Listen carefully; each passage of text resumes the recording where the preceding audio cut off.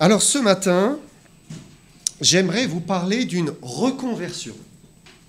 Alors c'est un mot qu'on emploie souvent, la reconversion professionnelle.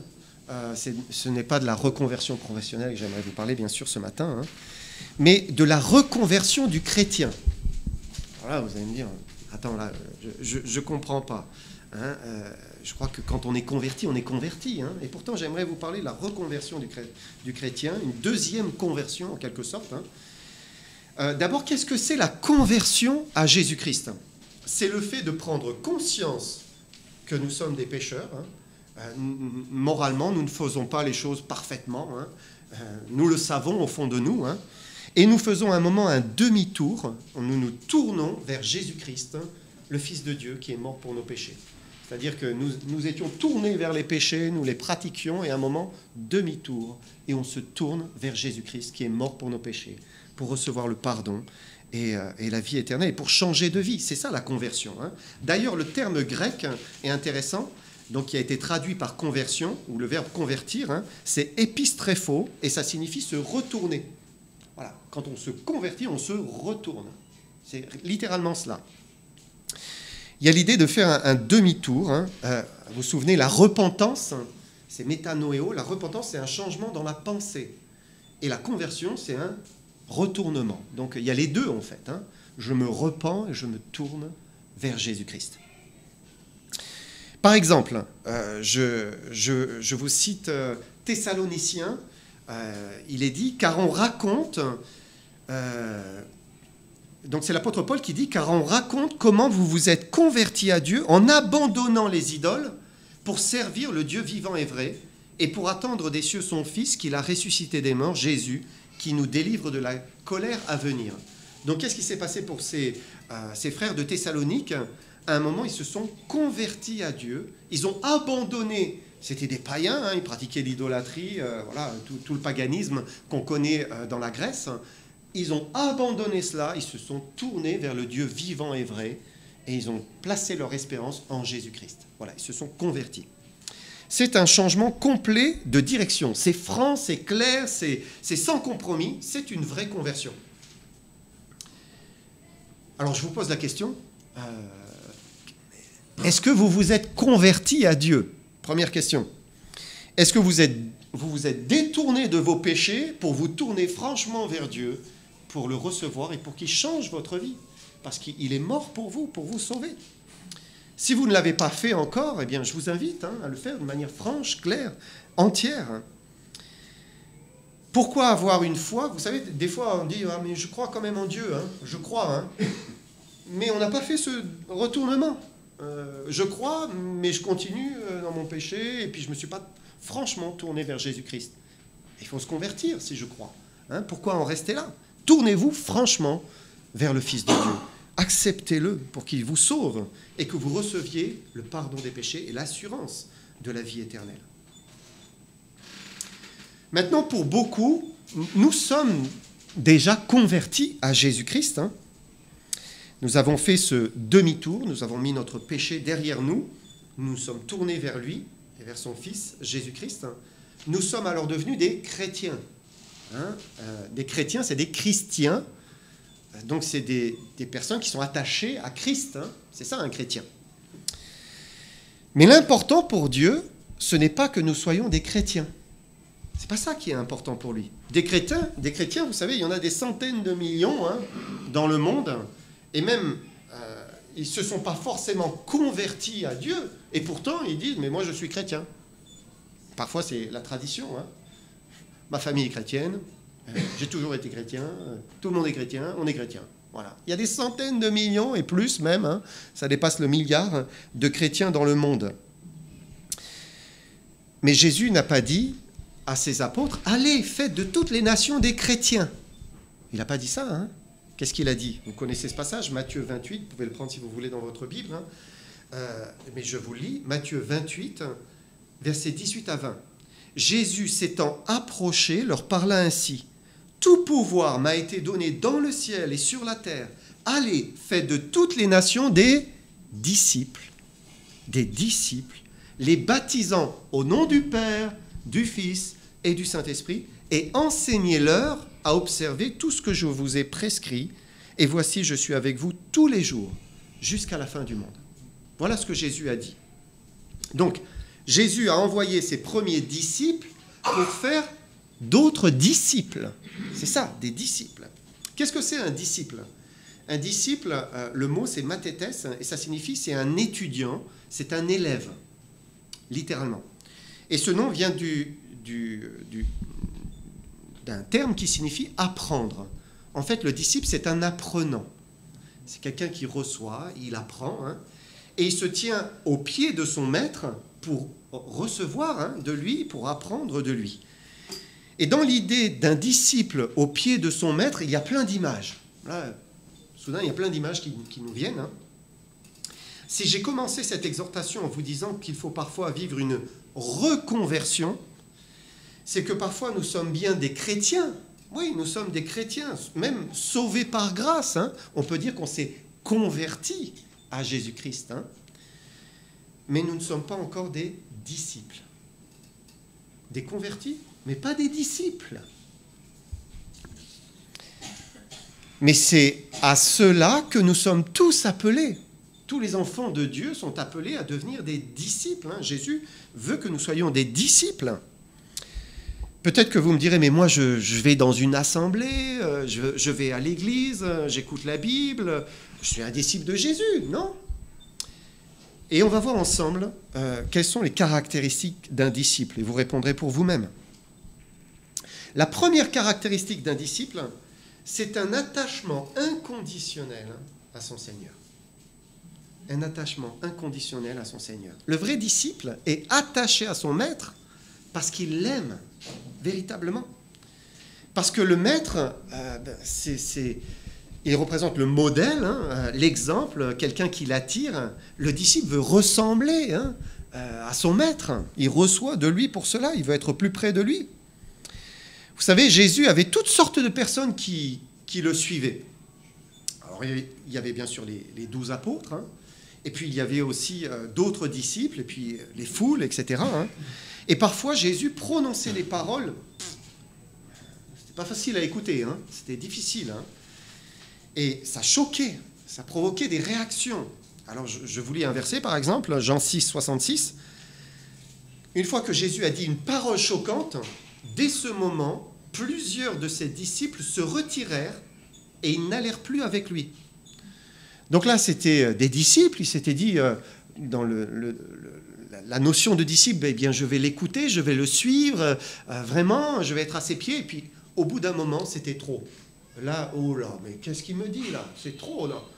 Et hop, ils ont fait demi-tour. En fait, ce n'étaient pas des vrais disciples. Ce n'étaient pas des vrais disciples. Alors, à ce moment-là, Jésus, il dit aux 12, Jean 6, 67, « Et vous, ne voulez-vous pas vous en aller ?» Il dit ça aux 12 apôtres. Et c'est intéressant parce que Jésus n'a jamais cherché à retenir ceux qui voulaient le suivre. Jamais. L'homme est libre de faire ce qu'il veut. Dieu ne force personne, absolument personne, à faire sa volonté. Tu veux partir ? Mais la porte, elle est là. Voilà. Eh bien, tu la prends. Tu peux. Tu es libre. Tu es libre. Mais c'est là que l'on reconnaît le disciple. Je vous lis la suite. Jean 6, 68, 69. Simon-Pierre lui répondit, « Seigneur, à qui irions-nous ? Tu as les paroles de la vie éternelle. Et nous avons cru, et nous avons connu que tu es le Christ, le Saint de Dieu. » C'est très fort ce mot, vous savez, connaître. Le terme, dans la Bible, il est employé même pour connaître dans le sens des relations intimes. Donc, il y a une connaissance ici qui est profonde, pure et profonde. Mais c'est une connaissance profonde. Nous avons connu que tu es le Christ, le Saint de Dieu. Et Pierre exprime à haute voix ce qui était la pensée des autres apôtres, qui étaient avec lui. Est-ce qu'il y en a un autre que nous pourrions suivre ? Nul n'est comme toi, Seigneur. Nul n'a des paroles comme toi. Et nous avons cru, et nous avons reconnu, tu es vraiment le Fils de Dieu, tu es le Christ, le Saint de Dieu. Et le disciple, c'est quelqu'un qui sait que Jésus est le chemin, la vérité et la vie. Il le sait, il en est profondément convaincu, il ne peut pas le quitter, il veut le suivre, il ne veut pas se détourner de lui, et il est prêt à le suivre jusqu'au bout. Et c'est là la différence, vous savez, entre un simple chrétien et un disciple. Tous les chrétiens ne sont pas prêts à suivre le Seigneur jusqu'au bout, sans condition. Tous les chrétiens ne sont pas prêts. Et c'est là où parfois, nous avons besoin de vivre une reconversion, c'est-à-dire de faire de nouveau un demi-tour franc et résolu. Jésus a raconté la parabole du semeur. Vous vous souvenez de cette parabole? Il parle d'un semeur qui sème la semence dans son champ et au-delà. Et il dit que le semeur, à un moment, une partie tomba parmi les épines. Les épines montèrent et l'étouffèrent. Et c'est incroyable comme une bonne semence peut être étouffée par une mauvaise semence qui vient la dominer. Avec la sécheresse, les restrictions d'eau, etc., on n'a pas arrosé la pelouse. Donc avant, on avait une pelouse magnifique, là, j'étais vraiment content, j'avais bien travaillé là au printemps, bien verte. Mais il y avait quand même du trèfle dans ma pelouse. Et vous savez, le trèfle, il vient dominer, et finalement, il vient tuer la semence qui est en dessous parce qu'il lui fait de l'ombre. Et c'était un peu ça que Jésus raconte. Il dit, une partie tomba parmi les épines montèrent et l'étouffèrent. Je vous prends le passage parallèle dans l'évangile de Marc. Alors, en fait, Jésus explique, la semence, c'est la parole de Dieu. Et qu'est-ce qui se passe? D'autres reçoivent la semence parmi les épines. Ce sont ceux qui entendent la parole de Dieu, mais en qui les soucis du siècle, la séduction des richesses, l'invasion des autres convoitises étouffent la parole et la rendent infructueuse. C'est ce qui se passe. Et si on n'y prend pas garde, on a beau avoir entendu, on a beau avoir cru, si on laisse les mauvaises herbes monter dans sa vie, la semence, la bonne semence, elle finit par être étouffée. Étouffée par tout ce qui est dans ce monde, tout ce qui vient de ce monde, tout ce qui tente, tout ce qui séduit, tout ce qui brille, et finalement on s'écarte de plus en plus de ce que Dieu dit. Pourquoi certains ont besoin de vivre une reconversion, un retournement? Parce que même si nous nous sommes convertis une première fois, il arrive que parfois, de nouveau on mette le Seigneur dans notre dos, on le mette derrière nous. Il y a dans le Nouveau Testament, dans les Épîtres, un certain Démas. Vous vous souvenez de ce prénom, Démas? C'était un compagnon d'œuvre de l'apôtre Paul. Un compagnon d'œuvre. Donc quelqu'un, il travaillait avec lui, avec l'apôtre Paul, il était fidèle dans la parole de Dieu. Mais quelques années plus tard, Paul va dire, 2 Timothée 4,10, « Démas m'a abandonné par amour pour le siècle présent. » Et il est parti pour Thessalonique. Donc Démas a été un moment séduit, le confort, l'abondance, tout ce que le monde peut offrir, et puis il n'a plus écouté ce que le Seigneur voulait, et puis il s'est détourné du Seigneur, il l'a mis dans son dos. C'est ce qui s'est passé. Et quand on ne fait pas les bons choix, on peut mettre le Seigneur dans notre dos, et on a besoin d'une reconversion, dans le sens d'un retournement. Un disciple, c'est quelqu'un qui choisit et qui continue de choisir chaque matin de marcher avec le Seigneur, encore et encore. Qu'est-ce qu'un disciple encore? Je vous ai parlé d'un attachement inconditionnel. Et vous savez, ce mot inconditionnel, il est important. La deuxième caractéristique d'un disciple, c'est qu'il a un désir d'obéir, quoi qu'il en coûte. Un désir d'obéir, quoi qu'il en coûte. Et vous savez, ils sont nombreux les chrétiens qui sont prêts à obéir à ce que Dieu demande, mais jusqu'à un certain point. Jusqu'ici, mais après on pose des conditions. Seigneur, ça ok, je veux bien, ok. Ah ça non. Là Seigneur, non. Ça, je ne le ferai pas, ou je vais faire ce qui me plaît. Alors c'est pas forcément formulé comme cela, mais c'est dans la pensée. C'est caché, c'est en arrière-plan, et on refuse de faire ce que Dieu demande. C'est très courant chez un chrétien lambda. Ça veut dire que le choix de Jésus-Christ n'est pas entier, complet, total. Ce chrétien-là n'est pas entièrement tourné vers Jésus, mais il est plutôt partagé. il est entre deux chaises, là. Hein. C'est plutôt comme s'il est au milieu, comme cela, et puis capable d'obéir quand ça lui va, et puis voilà, quand ça lui va pas, ben, il fait sa propre volonté. Et on est assis comme ça entre les deux. Mais le vrai disciple, il est tourné vers son maître. Il veut obéir à son maître. Et c'est pas du tout qu'il obéit parce qu'il a peur de Dieu. C'est pas ça, hein. Comme si j'obéis pas, Dieu va m'envoyer une maladie, il va m'envoyer un accident, je ne sais pas ce qui va se passer, un malheur. Il va me frapper par quelque chose. Le disciple n'obéit pas simplement parce que, voilà, il est dit obéis, alors j'obéis. C'est pas ça. Vous savez, toutes les religions sont comme ça. C'est il faut obéir, point. Même, pour certains, c'est soumission. Voilà. On se soumet. Et qui est Dieu? Dieu est celui à qui il faut se soumettre, sans discuter. Mais c'est pas le Dieu de la Bible, hein. Et c'est pas le créateur de toute chose, le vrai Dieu. Pas du tout, hein. Le disciple ne veut pas obéir simplement parce que c'est une règle, mais il veut obéir parce qu'il l'aime, parce qu'il l'a choisi, parce qu'il le connaît. C'est ça. Il y a un amour dans le cœur du disciple, du vrai disciple.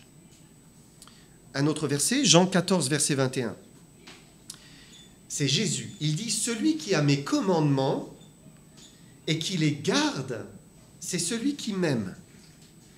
Et celui qui m'aime sera aimé de mon Père. Je l'aimerai et je me ferai connaître à lui. » Et on voit ici que l'amour pour le Seigneur est lié au fait de garder ses commandements. Si on aime Christ, alors naturellement, on veut lui obéir. Et si on obéit, ben c'est qu'on l'aime. C'est lié, les deux vont ensemble. Je vous lis un autre passage juste après, verset 23.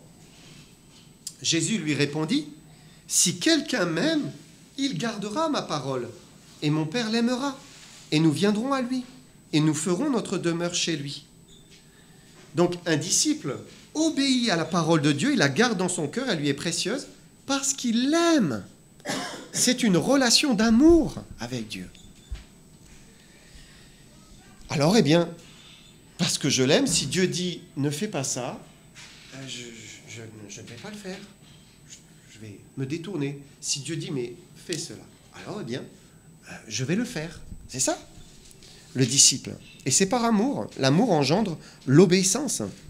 Alors attention, ça ne veut pas dire que ce soit facile pour le disciple. Hein. Ce n'est pas forcément facile. Hein, parce que parfois, le Seigneur demande des choses. Hein.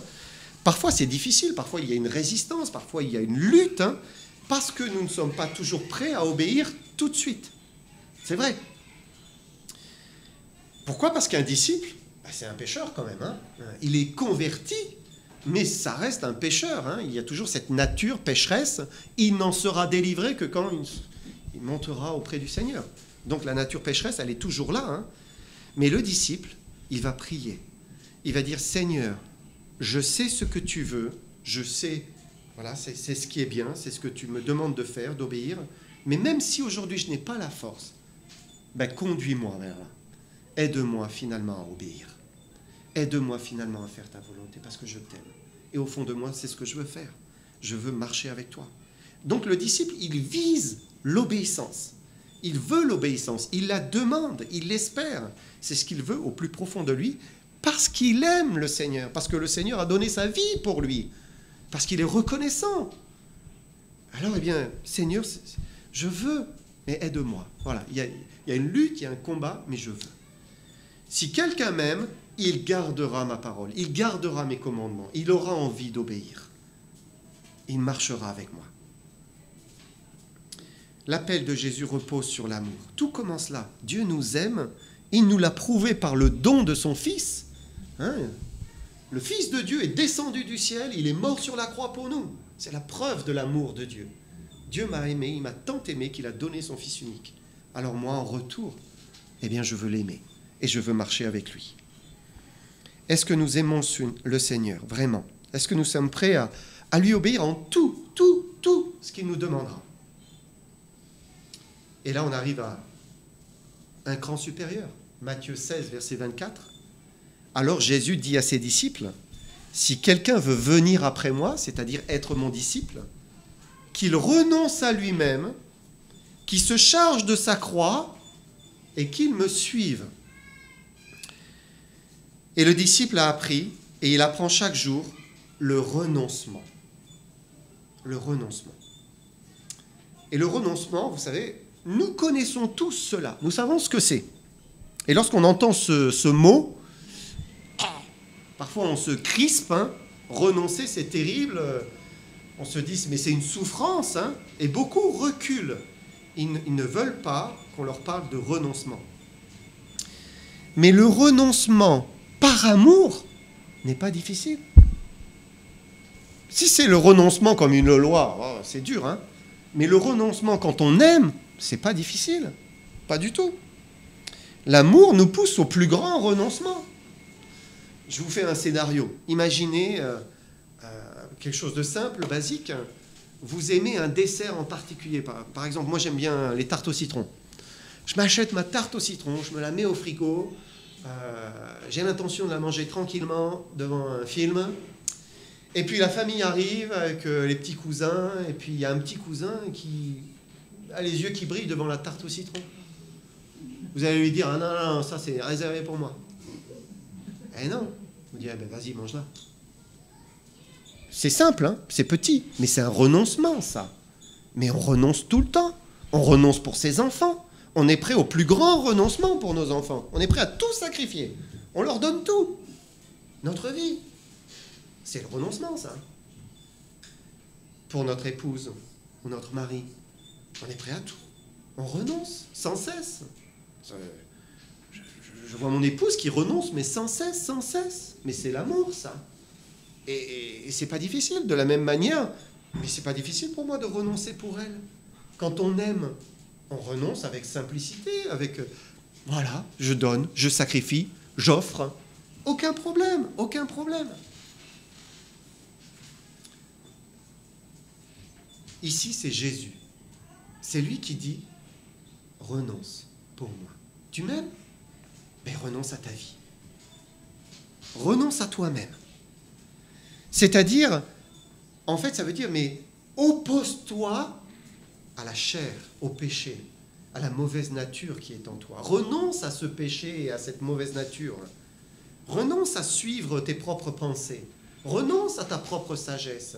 Crucifie le vieil homme. C'est ça. Crucifie le vieil homme. Parce que tu m'aimes. Renonce. C'est le meilleur. Vous savez, Jésus a dit qu'il se charge chaque jour de sa croix. Ça ne veut pas dire il va y avoir des difficultés, il faut porter ces difficultés. Ça n'a rien à voir. Le monde pense ça. Porter sa croix, c'est voilà. J'ai eu un accident, il faut que je porte ma croix. Voilà, je suis tombé malade, il faut que je porte ma croix. Non, porter sa croix, c'est l'image de la crucifixion et l'image de la mort à soi-même. Donc porter sa croix, c'est renoncer à soi, mourir pour suivre Jésus, pour lui obéir. Je ne veux plus faire ma propre volonté, je ne veux plus faire ce que moi je pense bien, mais je renonce et je dis Seigneur, je veux te suivre et je veux t'obéir. C'est ça, porter sa croix. C'est la crucifixion de la chair, c'est la mort à soi-même. L'apôtre Paul dit, j'ai été crucifié avec Christ. Et là, qu'est-ce qu'il dit? Il dit, et si je vis, ce n'est plus moi qui vis, c'est Christ qui vit en moi. Si je vis maintenant dans la chair, je vis dans la foi au Fils de Dieu qui m'a aimé, qui s'est livré lui-même pour moi. Donc, il était crucifié et il laissait Christ vivre en lui. Le disciple est prêt à obéir à son Seigneur, quoi qu'il en coûte. Troisième caractéristique, par sa soif de Dieu, le disciple a une relation de plus en plus proche avec Dieu. Et vous savez, Dieu n'est pas lointain pour ceux qui l'aiment. Au contraire, c'est un Dieu qui est proche, un Dieu qui parle, un Dieu qui se fait comprendre, un Dieu qui éclaire. La Bible évoque une communion spirituelle avec lui. Ça veut dire qu'il y a une relation, il y a un échange, il y a une intimité spirituelle. Une intimité spirituelle. Et vous savez, être un simple chrétien, ça ne garantit pas une intimité avec le Seigneur. Mais être un disciple de Jésus-Christ, alors là, ça change tout. Parce que ça nous conduit dans une réelle intimité spirituelle avec Dieu. On le connaît, on entend sa voix, on comprend ce qu'il attend de nous. Parfois, certains chrétiens peuvent regarder admiratifs d'autres chrétiens et puis ils se disent « Oh là là, lui, il a cette intimité avec Dieu et moi, je ne l'ai pas. » Dieu lui parle, il semble, hein, et moi pas. Dieu est proche de lui ou d'elle, et moi pas. C'est comme si c'était un truc qui était tombé sur l'un ou sur l'autre. Vous savez, des fois, on parle de la grâce. Ah, il a la grâce, il a la foi. Comme si c'est tombé, bon. Comme si Dieu fait du favoritisme, en fait. Il a ses chouchous, ah, lui, il lui donne, lui, ben non, et puis ben moi, non. C'est faux. Il n'y a rien de plus faux que ça. C'est un mensonge. Ce n'est pas vrai.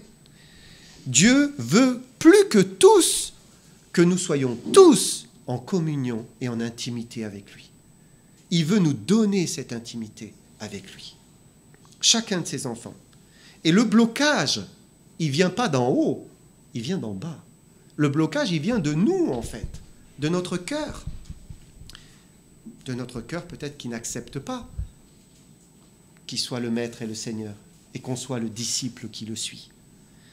Tant que le chrétien ne fait pas le choix de suivre son Seigneur, quoi qu'il en coûte, de l'aimer, lui, le Seigneur, mais c'est lui-même qui se prive de la communion que Dieu veut avoir avec lui, de l'intimité qu'il veut lui donner.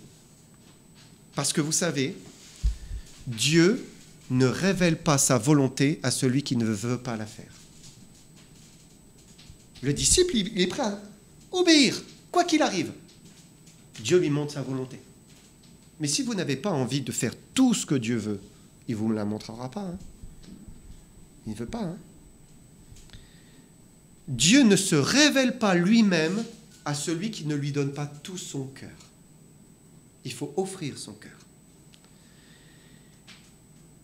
Et le Seigneur veut nous donner à chacun cette intimité que certains ne connaîtront jamais. Ils ne pourront pas la connaître. Si seulement nous voulons donner notre cœur. Et en fait, c'est dans les deux sens. Hein. C'est merveilleux. C'est que je m'ouvre à Dieu, je me donne à lui, mais Dieu s'ouvre à moi. Il se donne à moi. Je suis à lui, il est à moi. C'est dans les deux sens. Alors Dieu va s'approcher de moi comme jamais il ne s'est approché de moi. Je vous lis un autre passage dans Jacques 4, versets 8 à 10. C'est merveilleux. Il dit « Approchez-vous de Dieu, il s'approchera de vous. Nettoyez vos mains, pécheurs. Purifiez vos cœurs, hommes irrésolus. » Irrésolus, vous savez, un coup à droite, un coup à gauche. Hein. Sentez votre misère. Soyez dans le deuil, dans les larmes. Repentez-vous des mauvais choix. Que votre rire se change en deuil, votre joie en tristesse. Humiliez-vous devant le Seigneur et il vous élèvera. Il vous élèvera. Et vous savez, Dieu ne veut pas que nous menions une vie en ayant cru en lui et sans avoir cette proximité, cette intimité avec lui. Il ne veut pas ça. Si notre vie chrétienne n'est qu'une morale biblique, voilà, on respecte, hein, un culte le dimanche matin où on s'assoit, une prière pour dire merci avant les repas, mais c'est vide, c'est creux. Ce n'est pas la vraie vie. Ce n'est pas la vraie vie. Ça n'a pas de sens et ce n'est même pas biblique. Ce n'est pas ce que Dieu veut. Dieu veut nous donner bien plus que cela. Approchez-vous de lui, il s'approchera de vous. Et il est question de devenir un disciple proche du Seigneur. Le disciple, c'est celui qui vit avec le Maître. Il est tout le temps avec le Maître. Hein. Regardez les apôtres. Tous les jours, ils étaient avec Jésus. Ils ne le lâchaient pas d'une semaine. Même parfois, ça devait être un peu difficile. Hein. Mais tout le temps avec le Maître. Le disciple le suit, il l'entend, il peut le toucher, pour ainsi dire. On a notre sœur Anna, avec nous. On est dans la joie de t'avoir avec nous. Je parlais avec elle. Donc, et Anna me disait combien c'était difficile d'avoir un contact avec ses directeurs de thèse. Hein. Finalement, c'est ça. Elle, puisqu'elle est encore, elle a repris des études hein, pour aller encore plus loin dans son domaine scientifique. Et elle me disait, mais combien c'est difficile d'avoir un contact avec ces directeurs de thèse. Hein. Donc, ce sont des enseignants-chercheurs, ce sont des maîtres, en quelque sorte, hein, des scientifiques avancés qui sont censés l'aider à progresser dans ses recherches et dans son travail. Mais eux-mêmes sont tellement pris par leurs recherches, hein, leur responsabilité, que c'est toujours la même chose, en fait. Hein. Oh ouais, je t'appellerai. Et puis, ils n'appellent jamais. Ah oui, on se verra. Et puis, ça n'arrive jamais. Mais c'est pas ça, la relation avec Dieu. Ça n'a rien à voir. Hein. Jésus n'est pas un maître inaccessible et lointain. Non. Quelqu'un qu'on appelle et qui ne répondrait pas. Mais il veut nous donner une relation unique.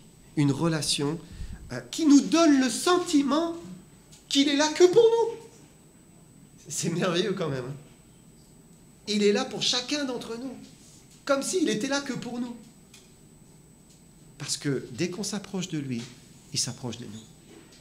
Dès qu'on l'invoque, il est là. Il est tout le temps là. Il est fidèle. Oui, l'intimité avec lui est pour chacun d'entre nous. Oui, Dieu a des paroles pour nous. Il veut nous parler. Oui, il se rapproche de nous. Si nous avons soif de lui, si nous avons soif de marcher avec lui, de le suivre et de nous approcher de lui. Et je termine par une quatrième caractéristique. Le disciple, c'est celui qui porte beaucoup de fruits. Donc, vous vous souvenez, c'est ce que Jésus a dit à ses disciples, aux apôtres, hein. Mais c'est aussi ce qu'il nous dit à chacun d'entre nous. Alors, je vous lis le verset, c'est Jean 15, verset 16. « Ce n'est pas vous qui m'avez choisi, mais moi, je vous ai choisi et je vous ai établi afin que vous alliez et que vous portiez du fruit et que votre fruit demeure, afin que ce que vous demanderez au Père en mon nom, il vous le donne. » Et notez ici la relation d'intimité entre le disciple et le Père. Hein. Jésus dit que ce qu'ils demanderont au Père en son nom, au nom de Jésus, le Père le leur donnera. Dieu agira, Dieu exaucera. C'est une communion qui est active, qui est réelle, qui engendre du fruit. Et vous savez, quand on parle de fruit, dans la parole de Dieu, hein, on a tendance à souvent penser au partage de l'évangile, partage de la bonne nouvelle de Jésus-Christ. Le fruit n'est souvent pensé que dans l'évangélisation, en fait. Hein, c'est ça. C'est-à-dire des personnes qui entendent le message, qui croient, qui se convertissent et qui deviennent des enfants de Dieu et de futurs disciples. Hein. Et bien sûr, le fruit, c'est cela. Oui, c'est cela. Mais c'est une partie simplement. Ce n'est pas que cela. Ce n'est pas que cela. Et le malheur, c'est qu'en pensant que le fruit n'est que cela, le fait que des âmes se convertissent à Jésus-Christ, hein, on finit par se dire que Dieu a choisi des spécialistes. Il y a des spécialistes, des serviteurs, des évangélistes, voilà, des enseignants, hein, et c'est eux qui portent le fruit. Mais le fruit, c'est cela, mais c'est bien plus que cela. C'est bien plus que simplement parler du Sauveur et de Jésus-Christ qui est mort pour nos péchés, à quelqu'un qui ne le connaît pas. Le fruit, c'est l'inspiration de Dieu par son esprit. Et vous avez le Saint-Esprit. Nous avons tous le Saint-Esprit. Si nous avons cru et nous sommes convertis, alors nous avons reçu le Saint-Esprit. Et le fruit, c'est l'action du Saint-Esprit qui se manifeste au travers de nous. Comment ? Mais par une parole inspirée. On parle et l'Esprit parle au travers de nous. Un partage, voilà, on partage quelque chose, inspiré. Une prière, simplement, voilà. C'est une prière qu'on adresse à Dieu. On est seul avec Dieu, là, même s'il y a des autres personnes autour de nous, hein, on est seul. Et hop, notre prière monte, prière inspirée. une attitude ou un comportement inspiré. Vous savez, parfois simplement une attitude. On est touché, il y a quelque chose là de divin qui vient de Dieu. On pourrait dire la manifestation du fruit de l'esprit. Vous connaissez le fruit de l'esprit, hein? C'est l'amour, c'est la joie, c'est la paix, la patience, la bonté, la bienveillance, la foi, la douceur, la maîtrise de soi. Mais quand ce fruit se manifeste, c'est Jésus, hein, qui est là. Et ça se manifeste par le Saint-Esprit.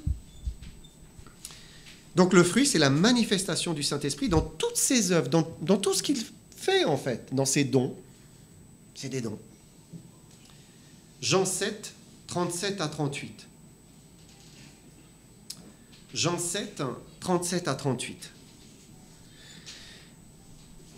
Le dernier jour, le grand jour de la fête, Jésus, se tenant debout, s'écria « Si quelqu'un a soif, qu'il vienne à moi et qu'il boive. Celui qui croit en moi, des fleuves d'eau vive couleront de son sein, comme dit l'Écriture. » Donc, qu'est-ce que ces fleuves d'eau vive qui peuvent couler du sein, du cœur de l'homme? Qu'est-ce que c'est que ces fleuves d'eau vive? C'est la manifestation du Saint-Esprit. C'est le fruit. Donc, c'est une parole, c'est un partage, c'est une pensée, c'est une prière, c'est un geste, hein, qui vient bénir, rafraîchir, renouveler, consoler, encourager, guérir, nourrir. Enfin, c'est tout ça à la fois, hein. C'est l'esprit, hein. Il est dit que la manifestation de l'esprit est donnée pour l'utilité commune.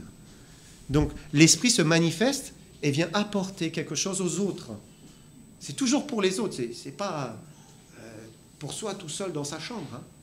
C'est pour les autres. Nous manifestons pour les autres. Alors, eh bien, le vrai disciple, il devient une bénédiction pour les autres.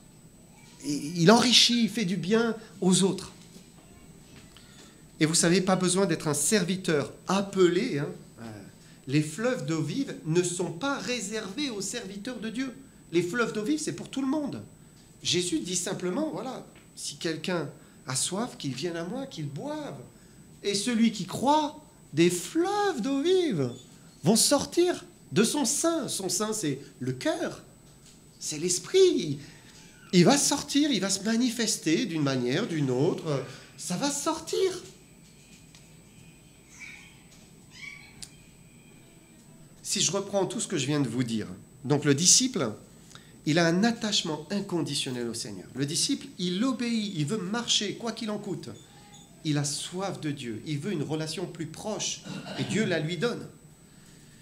Ça veut dire que le disciple, il apprend aussi petit à petit à entendre sa voix, et il obéit quand le Seigneur veut l'inspirer, il veut le conduire, il veut le remplir, ben il obéit, il marche avec lui. Le Seigneur veut nous donner des fleuves d'eau vive. Vous n'imaginez même pas ce qu'il veut faire au travers de vous. Mais vous savez, parfois, nous sommes une source bouchée. Dieu voudrait que l'eau jaillisse de partout, hein, dans toute l'Église, au travers de chacun, qu'elle sorte de tous les cœurs. Mais notre cœur est parfois une source bouchée. Et peut-être ça dure, hein. C'est pas l'histoire d'hier, hein. C'est peut-être, ça remonte à des mois, des années, où c'est bouché. Ça n'arrive pas à sortir. Pourquoi?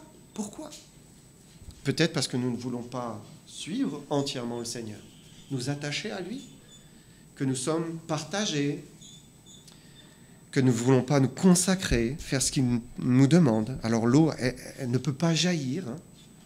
Parfois, on s'est mis aussi ses propres freins, ses propres limites. Hein, comme je vous disais, ça, c'est pas pour moi. Du coup, on bouche la source. Et elle ne peut pas sortir. Et vous savez ce qui se passe quand vous bouchez une source, physiquement, hein, qu'est-ce qui se passe? L'eau, elle va trouver un autre chemin et elle va jaillir ailleurs. C'est toujours comme ça. Vous bouchez une source, mais l'eau, elle ne peut pas rester là, hein. Elle va partir, elle va jaillir ailleurs. Et c'est ce que fait le Seigneur, hein. Quand on ne veut pas laisser la source couler, où on ne fait pas ce qu'il faut pour qu'elle coule, ben elle va aller trouver un chemin ailleurs. Elle va sortir chez quelqu'un d'autre. Dieu trouve les cœurs désireux. Voilà, il envoie son eau partout, hein, et là où elle veut sortir, elle sortira. Et nous, ben, on peut passer à côté de la bénédiction parce que la source est bouchée. Mais le plan de Dieu, c'est que dans l'église locale, l'eau jaillisse de partout, de tous les cœurs, qu'il n'y ait aucune retenue sur l'action du Saint-Esprit. Que l'action du Saint-Esprit. Il n'est pas question de laisser la chair s'immiscer dans ces choses. C'est Dieu seul. Et vous savez, quand c'est Dieu, tout le monde le sait. On reconnaît. Et quand c'est la chair, on le reconnaît aussi. On le voit.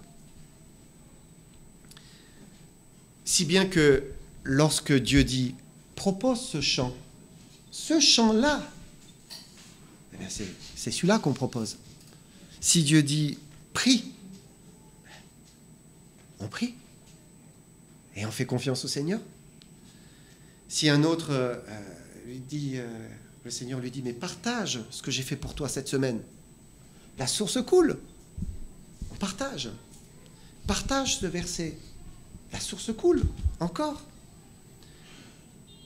Et on sait, c'est le Seigneur qui me pousse, j'obéis. Pourquoi ? Parce que je suis un disciple, parce que j'ai développé une relation avec lui. Et je suis capable de dire, mais oui, c'est le Seigneur qui veut. Alors je le fais. C'est sûr que quand on n'a pas de relation avec Dieu, on peut s'inventer plein de choses. Et puis se dire, le Seigneur veut que je fasse ça, il veut que je fasse ça, il veut que je fasse ça. Et puis on est complètement à côté, parce que notre vie n'est pas livrée. Et là, on fait plus de dégâts qu'autre chose. Mais le disciple, c'est celui qui livre sa vie. Et l'Esprit vit au travers de lui. Et du coup, c'est là où il y a la source. C'est là où il y a l'inspiration. Un disciple obéit et fait la volonté de Dieu. Alors, je vous pose la question, est-ce que vous êtes une source bouchée ou une source d'eau vive ? Peut-être que vous dites encore quand même, il y en a qui sont là pour parler, pour partager, pour prier, que ça ne vous concerne pas, c'est pas mon caractère, je préfère rester caché, en retrait, effacé. C'est faux. Oui, la chair, oui, votre nature humaine est peut-être comme ça. Mais vous savez, quand l'Esprit de Dieu vient dans le cœur, il rééquilibre une personne et il la transforme à l'image de Jésus-Christ. Jésus n'est pas muet. Jésus parlait quand il fallait parler. Et le chrétien qui marche avec Jésus-Christ, il parle quand Jésus lui dit de parler. Parce que ce n'est plus lui qui vit, c'est Christ qui vit en lui. Donc, Christ est libre de l'utiliser, en fait. Le disciple, vous savez, il dit, vous connaissez probablement ce cantique, « Oui, prends tout, Seigneur. Prends mon cœur et prends mon âme. Voilà, je suis à toi. » L'Esprit veut faire infiniment plus en vous que ce que vous pouvez imaginer. Si vous êtes prêt à porter votre croix, à être crucifié avec lui pour faire ses œuvres. Alors peut-être ce matin, et je conclus ici, il faut prendre une décision. Prendre une décision. Est-ce que vous le voulez ? Est-ce que vous voulez que, vous consacrez au Seigneur ? Parce que c'est ça en fait, la reconversion. Le mot c'est la consécration. C'est je me consacre au Seigneur, je veux marcher avec lui, je veux faire toute sa volonté. Le vrai disciple, il va dire, oui, prends tout, Seigneur. Prends ma vie, prends mon âme, je veux te suivre, je t'aime. Je veux m'approcher de toi et que tu t'approches de moi.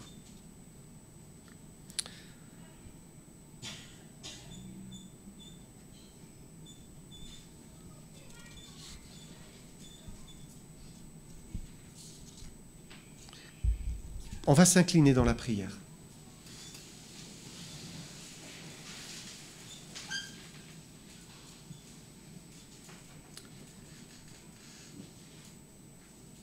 Et je ne suis pas dans vos cœurs, je ne vois pas vos cœurs. Mais Dieu, lui, le voit. Dieu vous connaît, il sait où vous en êtes avec lui. Si vous avez simplement besoin de véritablement passer d'un christianisme traditionnel à une conversion à Jésus-Christ, de vous tourner franchement vers lui et vous détourner de vos fautes, vos péchés, vos manquements, alors je vous invite à le faire ce matin. Vous pouvez le faire. Tournez-vous vers lui dans votre cœur et parlez-lui. Il entend ce que vous dites dans votre cœur. Dites-lui simplement, Seigneur Jésus-Christ, je crois que tu es mort pour moi. Dites-lui, Seigneur Jésus-Christ, je te remercie parce que tu es mort sur la croix pour pardonner mes péchés. Et je te demande de me sauver ce matin, parce que je crois que vraiment tu es mort pour moi. Merci de faire de moi ton disciple. Et si vous êtes déjà au Seigneur, alors bien peut-être c'est le moment de faire le choix de vous consacrer à Jésus-Christ. Là encore, je ne suis pas dans vos cœurs. C'est vous qui êtes toute seule ou tout seul avec Dieu. Et que vous puissiez bien lui donner votre cœur, si vous le voulez.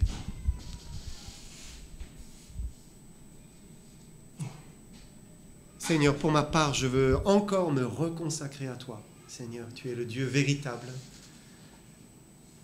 Et il n'y a que toi, Seigneur. C'est toi qui as les paroles de la vie éternelle. Je te loue et je te remercie parce que tu es celui qui pardonne les péchés et qui donne une nouvelle vie.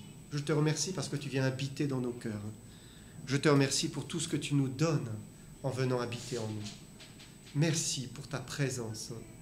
Merci pour la transformation. Merci pour la crucifixion qui nous permet de connaître la présence de Dieu, la vie avec toi. Seigneur, nous te remercions pour tout ce que tu nous as donné en Jésus-Christ. Te remercions de nous aider à marcher avec toi, à te choisir chaque jour et à avancer, à progresser avec toi. Seigneur, que tu accueilles la prière de chacun de tes enfants ce matin et que tu aides chacun à se consacrer dans son cœur. Au nom de Jésus-Christ. Amen.